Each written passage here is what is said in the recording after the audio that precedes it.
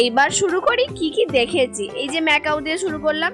হ্যাঁ, প্রত্যেকটা পাখির কিন্তু আমি নাম জানি না, আমি কিন্তু প্রত্যেকটা নাম ঠিকঠাক করে বলতে পারবো না, তার জন্য আবার কেউ বলো না। আর এই যে কত মাছ, মানে মাছ সবাই দেখেছে তাও।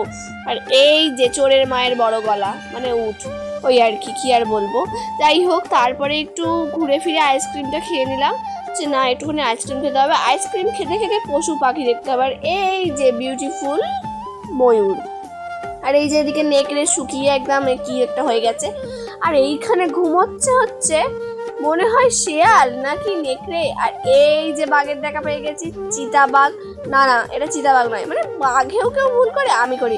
আর সব থেকে সুন্দর জিনিস এই যে পেখম মেলে মানে নাচছে, এটা আমি কোনোবার গিয়ে দেখিনি, কিন্তু এবার দেখেছি, সেটা আমার খুব ভালো লাগলো। আর এই যে চিতাবাঘ, ইনি এখন উঠে হাঁটাহাঁটি করছে, বাকিবার তো সবাইকেই ঘুমিয়ে থাকতে দেখেছি। তারপরে ঢুকলাম সরীসৃপ ভবনে। আর এই যে মহান ব্যক্তি, তারপরে ওনাদেরকে দেখে বেরিয়ে পড়লাম হরিণ দেখতে। হরিণ দেখলাম, হরিণ দেখে দেখছি স্ট্যাচু। ওমা, তারপরে বুঝলাম না না, এটা স্ট্যাচু না, এটা তো আসল জেব্রা। তারপরে এই যেখানে বগেদের মেলা, কেউ কেউ উঠছে, কেউ কেউ বডি দেখাচ্ছে। দেখো বগটা বডি দেখাচ্ছে যে আমার বডিটা কত সুন্দর। তারপরে এই যে ধুসকো মালটা। আর তারপরে দেখো এই ময়ূরটাও আবার কি সুন্দর পেখম মেলে নাচছে, আমার তো দেখে এত সুন্দর লাগছিল যে কি বলবো। হ্যাঁ, ফোনেতে হয়তো অতটা সুন্দর দেখা যাচ্ছে না, বাট দারুণ লাগছে। তারপরে ঢুকলাম এই আউল রুমটায়। আর এখানে ঢুকে কোনো ভিডিও আমি করতে পারিনি।